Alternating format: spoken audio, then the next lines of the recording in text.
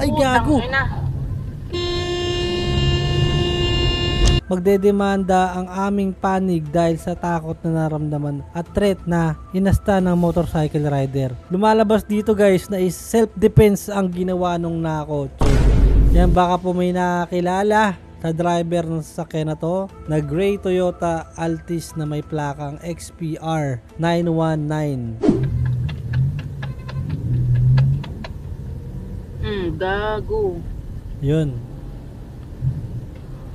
What happened? Bangga sa kuya. What happened? Hinabol niya. Hinabol niya yung sasakyan. Diretso pa. Sino ba yung nakabangga? Yung motor ba? Yung sasakyan? Mamaya replay natin. Hindi anak. It's not you. Hindi. Sige. Kuya. Bukan nyo.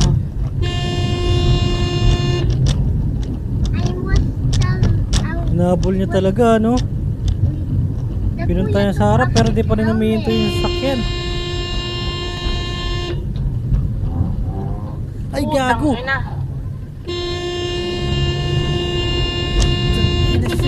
Tangina, binangga siya man. Natin natin. Grabe. Bang! Putang ina. Tignan siya, tumatakbo siya, hinahabol niya, oh. Grabe, oh, nagalit na galit yung sasakyan sa kanya, oh. What did that car do? What did the car do? Si Cardo! Gago. Di gagi, grabe yun! Grabe, no? Push that kuya with his motorcycle. Saan ba banda to? Grabe naman kasi yung daan to. Kuya! Ay, sa atin. May CCTV. Ay, CCTV. May dashcam ako. Sige po, wait lang po. Kunin ko lang yung gamit ko natin. Umpisa natin guys. Eto tignan natin kung sino yung nakabangga talaga. Gago. Gago. Ay, pinilit niya kasi pumasok eh. Itong motor, oh. May mali dito si Paps, yung nakamotor. Tignan niya, Oh, di ba? Oh, ayan, oh. Grabe naman kasi yung daanan dito, guys, oh. Ang unang nakapasok, guys, makikita nyo naman, ang unang nakapasok ay yung sasakyan. Ngayon, pag pinilit mo talagang pumasok dyan, ang liit-liit ng ang liit ng daanan, madadali ka talaga. So, dapat dito pa lang huminto na siya, pinagbigyan na itong sasakyan. Eh, pumasok pa siya doon. Masasagi siya ngayon. Gago. Dali ka. Pero grabe yung ginawa sa kanya dito. Dito na banda, yan, oh. Yan. Grabe, oh. Sinadya talaga banggain siya, oh. Bang! Putang ina. Boom! Buti na lang di siya pumalo dun sa bakal. Sheesh! Buti na lang di siya umano dun sa pinaka-bakal dito. Ayan, oh. Yan, dyan.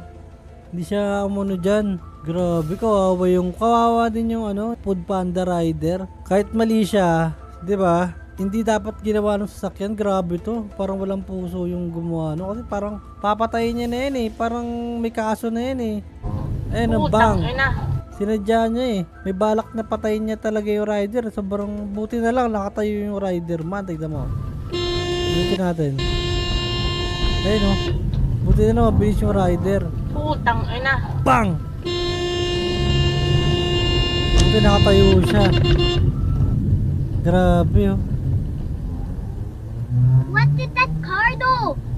Yan, baka po may nakakilala sa driver ng sasakyan na to na gray Toyota Altis na may plakang XPR 919. Yan, bandang 3:15 PM ngayong October 22, 2024. Grabe, kahapon lang to guys. Diyan sa San Pedro, Laguna, papasok ng maliit na tunnel. Yan, dun nga yun. San Pedro, Laguna pala yan. Tinapik niya pala eh, oh. Ayun, oh. Basahin natin. Nakasabay ko ang sasakyang ito, bagya kami nagkagit-gitan papasok ng tunnel. Sa una, aminado ako, may pagkakamali ako dahil lane niya na yon, kaya nagpaubayan na ako. Pero sa puntong pagpasok niya ng tunnel ay nasagasaan niya ang kanang pa ko. Kaya pagpasok namin ay bumisina ako sa kanya at tuloy-tuloy sa loob ng tunnel hanggang sa makalabas kami. Gusto ko lamang siya makausap at umasa na di na humingi siya ng paumanhin dahil sa pagsagasa niya sa akin. So paglabas namin ng tunnel, hinabol at tinapik ko ang kanyang side mirror. Tinapik niya. Pero bigla ako sa reaksyon niya. Imbis na uminto ay bumuelo siya. Intensyon niya na banggain ako. Hindi ako pwede makipagitgitan sa kanya dahil may dala akong cake. Hinanda ako ng sarili ko kaya nung binangga niya ako, nakatalon agad ako at hinabol ko siya. Nagdire-diretso lang siya na parang walang nangyari. Iniinda ko ang mga galos na tinamo ko sa pangyayaring ito. Hindi din ako makabiyahe dahil sa nangyari sa motor ko at nabasag ang cellphone ko. Sana po ay matulungan nyo na matunto ng driver para managutan niya ng ginawa niya sa akin. Hit and run sa mga kakilala at kaibigan. Pakikalat po at tulungan nyo ko hanapin ng tao. Yan. Kaya ako rin ginawa ng review to guys para makatulong.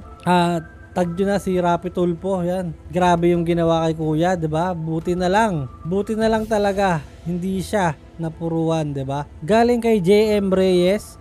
Ha. Sisingit pa kasi yung motor nung pinatulan, iyak. Nag-comment naman si Joseph Matthew Salvador. Tama, tignan mo post niya sa pabiktim Pinagbigyan lang naman siya pagharang niya.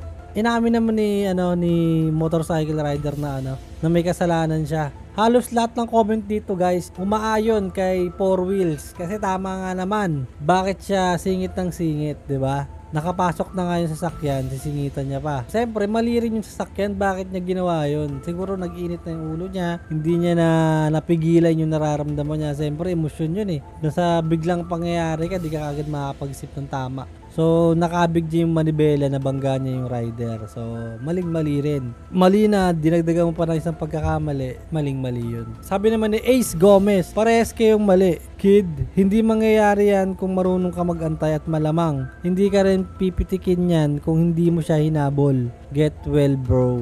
Concerned pa rin si Sir Ace Gomez. Sabi naman ni Kim Pacheco, deserve mo kuya nakamotor. Grabe no, deserve daw niya banggain man. Sabi naman ni Gi, simple lang naman alam mo nang nauna na yung auto, gusto mo pa makipag-gitgitan. Nung nadaanan ng gulong paa mo, hahabol-habol ka. Ibinangga ka kasi pinalo mo kasi side mirror.